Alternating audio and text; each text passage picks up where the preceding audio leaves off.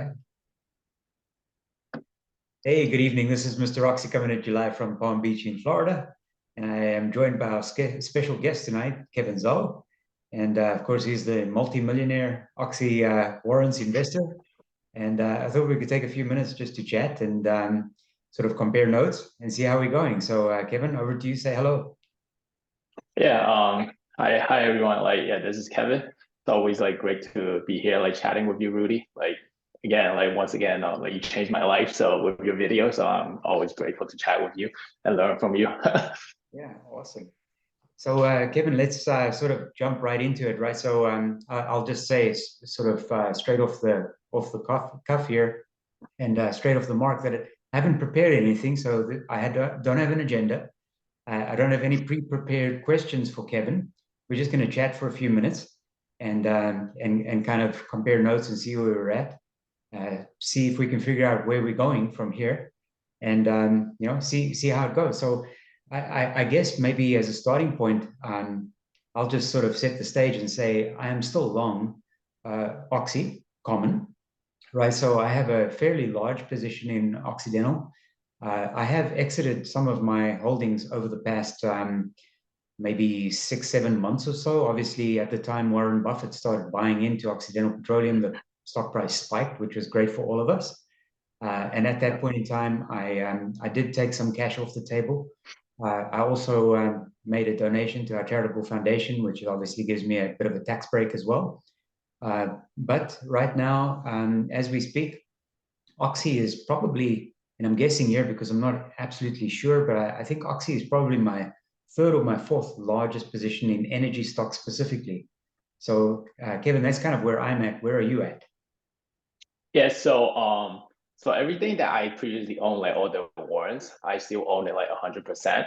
But I did actually have about 200,000 from 3 months ago from selling an investment property that I own in Madison, Wisconsin. So with that capital, I actually reallocated a huge percent of that to Oxy as well, about 80K. And then the remaining 120K, I actually split it up into 4 different equities.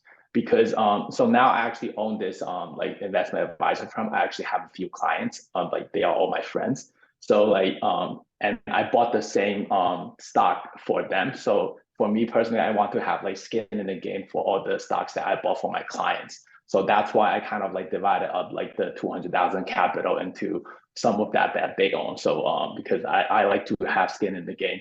But for all the Oxy warrant that I bought before that, I still held them. I still have it. So I haven't sold any of it so far. I'm kind of a believer of one of the Warren Buffett principle. It's oh, if I think this business is overvalued right now, if I were to sell one share, then I will sell the whole thing. So that's kind of what my mindset is. Yeah. Okay, so that's kind of cool. So when you talk about that sort of other portion of the investments where it matches your clients with, which could be family and friends. And just to be clear, I also service quite a number of clients, obviously, as you already know, Kevin. But we're not licensed security brokers or advisors. So when Kevin says, it's friends of his or whatever, for me, it's a combination of family and friends. It's also donors for our charitable foundation, where I manage some people's accounts, and then I don't charge a fee at all, so because I'm not a licensed broker.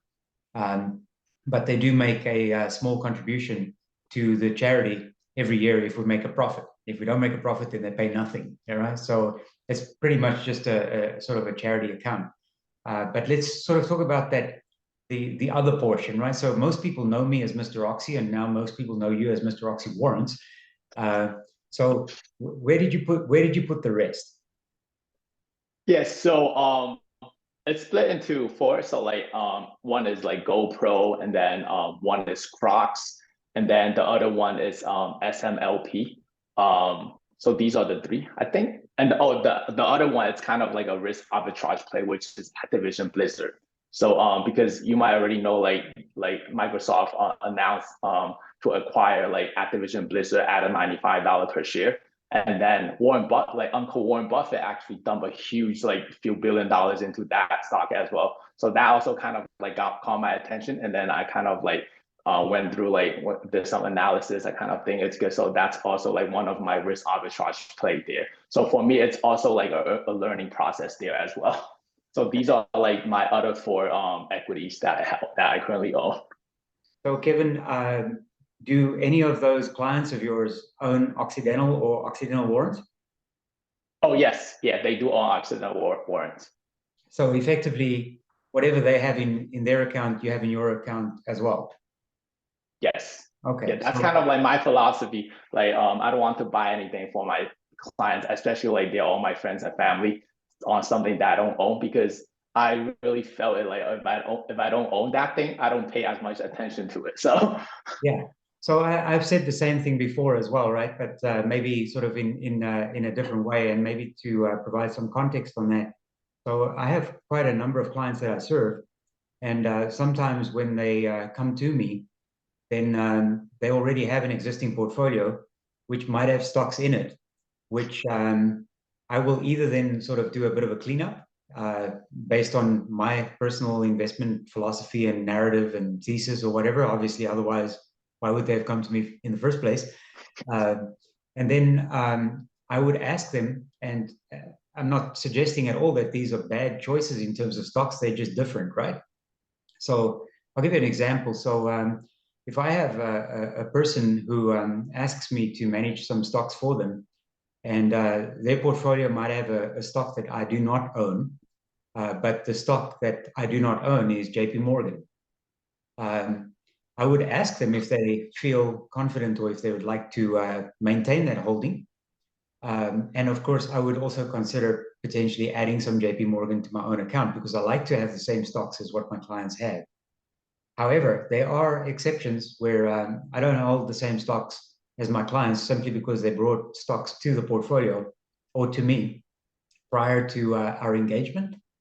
But as a general rule, because most of these people are sort of my age or even older than me, so which means they're much older than you, Kevin, the stocks that they hold are generally almost off the top of my head, they sort of Dow staple stocks, right? So in that index of 30 stocks, they have things like Home Depot or JP Morgan or whatever. Then I just leave it there, right? If they feel, Walmart, Home Depot, JP Morgan or something is a good stock and they've had that stock in their portfolio for 10, 12 years, cashing in dividends and all that kind of stuff. And, I don't want to kind of scratch where it's not itching. So I just leave it there, but I don't necessarily always match them.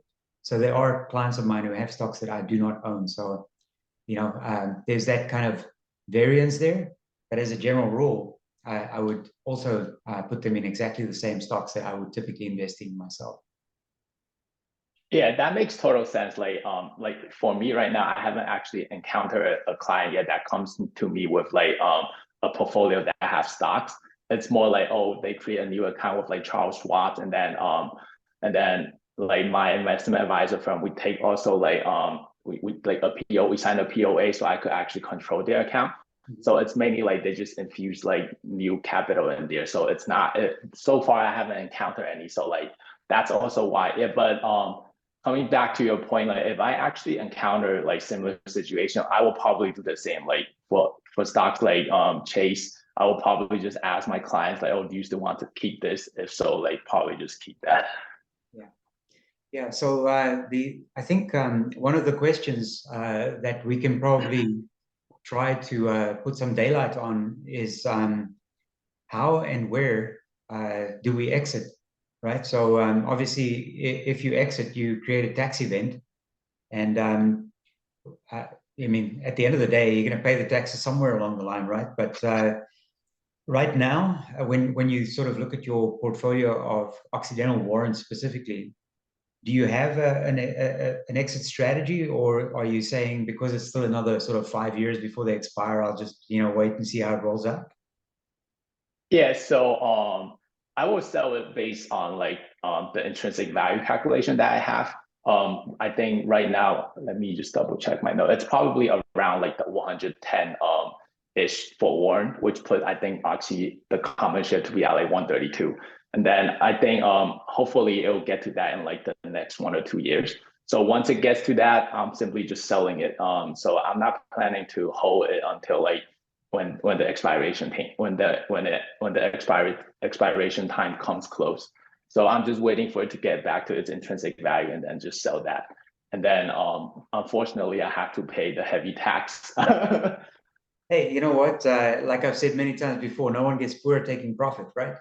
And you're going to pay that tax somewhere along the line anyway, right? So just to be clear, your exit strategy is entirely based on the price. Yes.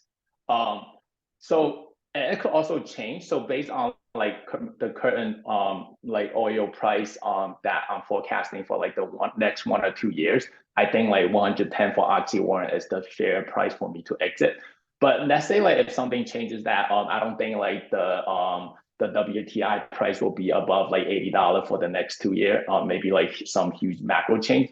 If I think like the oil price will be at 60, then obviously like the intrinsic value calculation for me will be different because my intrinsic value calculation is solely based on like a multiple of like the free cash flow. So if the oil price is lower, then obviously the intrinsic value will be lower. So I will exit like at a price lower than that. But the other way could also happen. Are you using the discounted cash flow to calculate the intrinsic value? It's very similar. So kind of it's just a multiple of free cash flow. It's a simpler version compared to like discounted cash flow because in discounted cash flow you actually factor in like a certain percent of interest rate. So I don't even do that. I just basically, for example, if Oxy earns like $10 billion in free cash flow, I just put that like a 12x multiple. So like the market cap should be at like 120 billion. So that's the calculation that I do. So it's a simpler form of like discounted cash flow.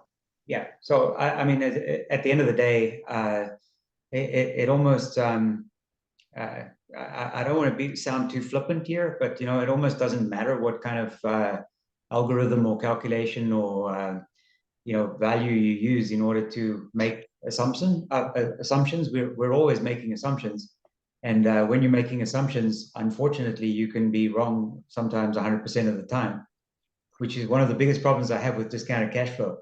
Uh, Analysts love using DCF, and that's one of the reasons why analysts are correct 50% of the time. The difference for most analysts is they don't typically have a position, whereas for us it's material. You don't want to be right 50% of the time because the market can you know lose your money faster than what you could possibly keep up with. You know? Yeah, exactly.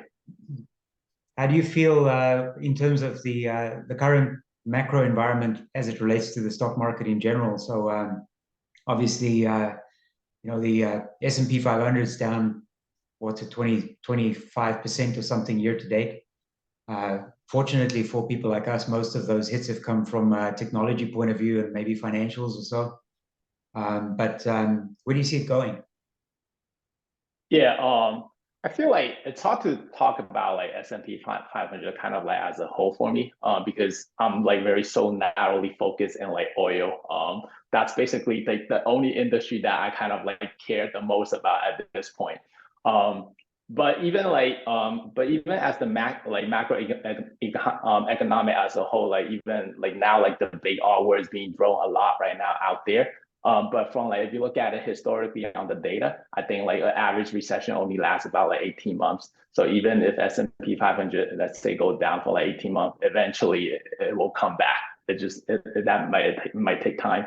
But like in terms of like oil, I think like the 1 or 2 year coming ahead will be like great for oil business because now like first China is opening up, and then the SPR release is ending. And then we clearly see from the data, even with like for the past few months, that with SPR releasing like historic amount of oil, oil it's barely catching up with like the oil demand. So what that really tells us is like the world like it's vastly under supply. So now like next in January, starting January, like SPR release will end. So I'm expecting like the WTI price to go up, probably go back to like the $100 range. And then but but typically like stock price doesn't really follow the oil price immediately. Like there's always a lag. Like I waited like 2 years for Oxy to get to like the position that it's at. And then like throughout like my first year of owning Oxy, like oh, it was a lot of like mind game. Like it was just dropping and dropping. I remember like I bought it at like 18 at the beginning, and then it dropped to 8, and then that was kind of like a great lesson. I was so glad that I hold on to it. But yeah, but I think like the coming 1 or 2 years for like oil will be like great year coming ahead.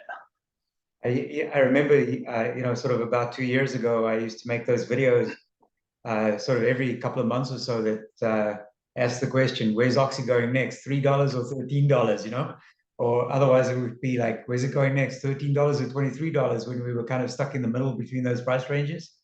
And Yeah. it's interesting how things have changed because those days, probably most of the questions were, is Oxy going to go bankrupt? Today, nobody asks questions like that, So many questions related to that.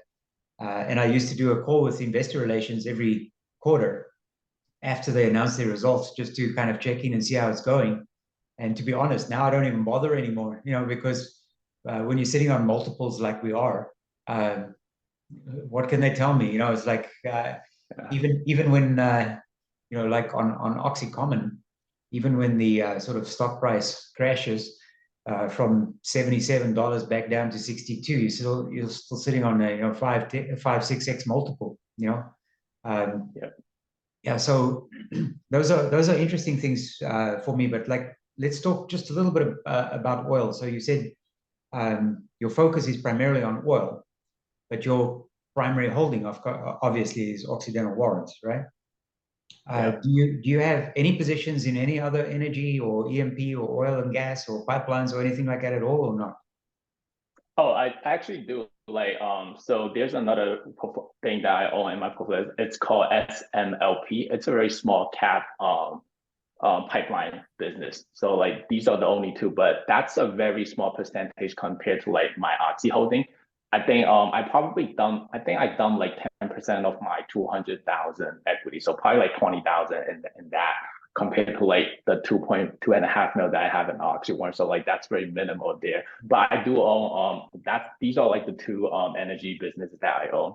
And that business it's a small cap. It's kind of tricky. Like I bought it because simply like I feel like the business is vastly undervalued based on like the assets that it owns. But given the small cap, like the business is not being as well run as Oxy. Like the leadership there is not as disciplined as Oxy is.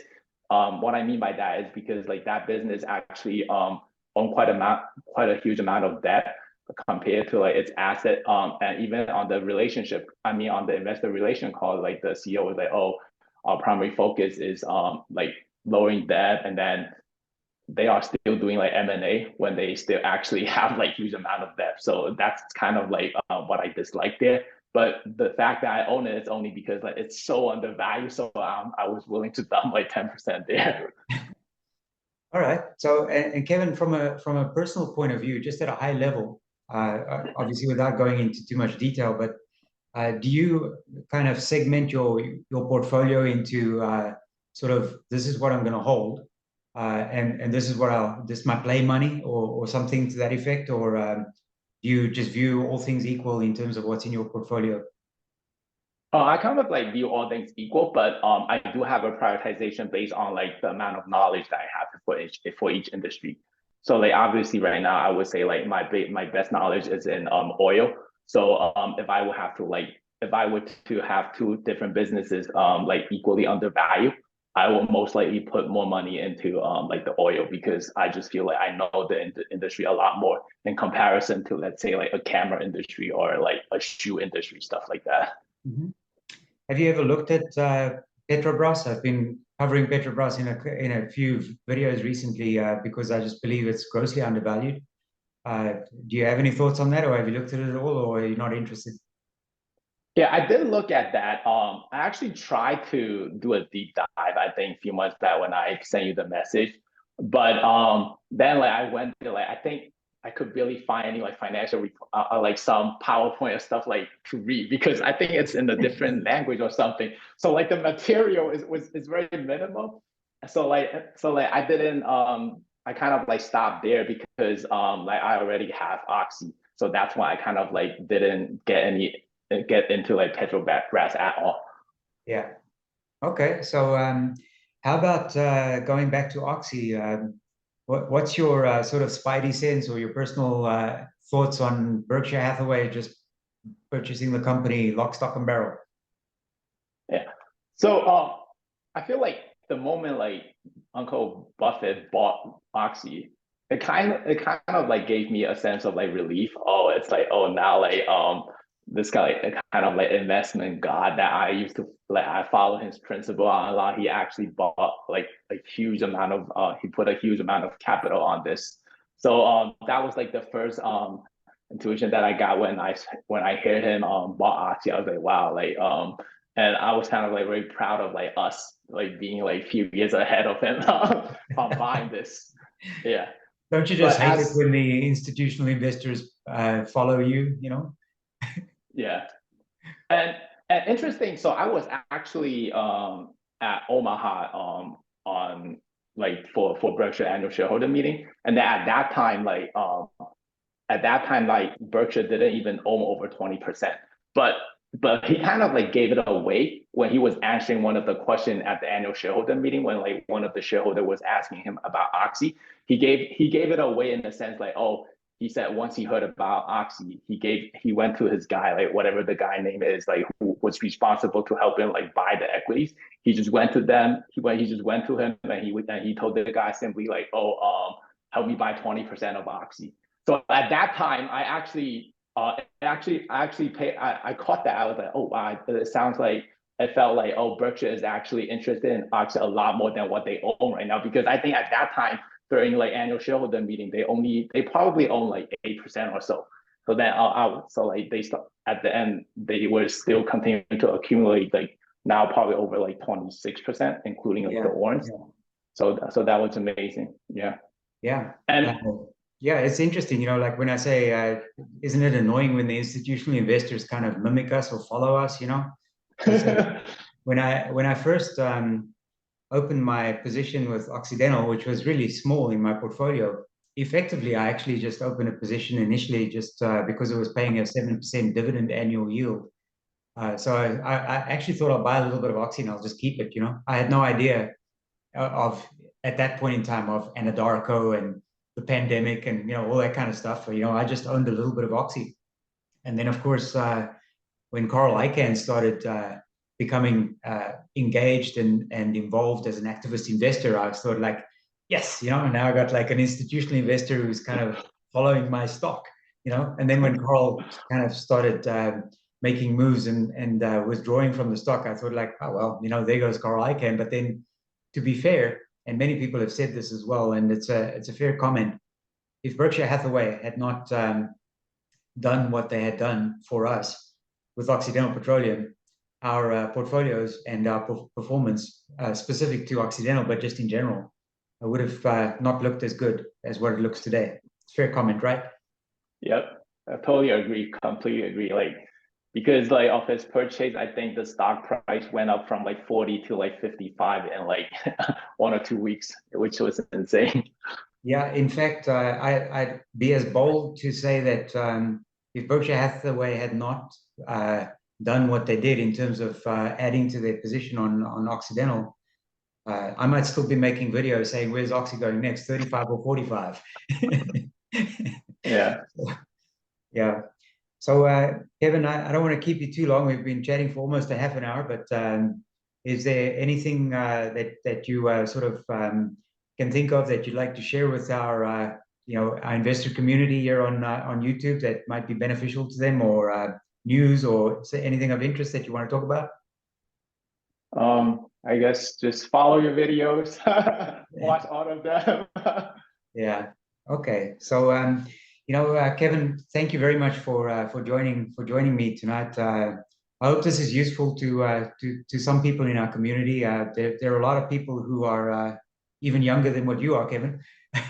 who kind of listen along and watch along. And at the end of the day, my objective is just to for us to help one another and help each other do due diligence, answer some questions that are kind of very difficult, and also work through the volatility as we see on days like today. When some of your favorite stocks, remember, you're not allowed to have favorites, but some of your favorite stocks can easily go down, 3, 4, 5% in one day, which today is almost normal. When I started out in the stock administration and stock plan business, that was unheard of. I can tell you a story here very briefly as we just close it out. Many years ago, and I don't remember when it was, the first time ever the Dow dropped more than 100 points in one day. Everybody on the trading floors in all the wirehouses and brokerage houses, like almost in the United States at the time, stood there frozen on the floor, watching the Dow because it was dropping like 100 points, because it had never happened before. So I think it was late 80s. And nowadays, I mean, you see the Dow as an example. I mean, the Dow at the end of the day is only 30 stocks, but you see the Dow sometimes drop more than 1,000 points in one day. And very often nowadays, we just go like, it happens because, like, the next day it might go down another 500, 600 points, but then the day after that, it goes up 1,500 points. So who knows, right? Yeah. Volatility sometimes is tough.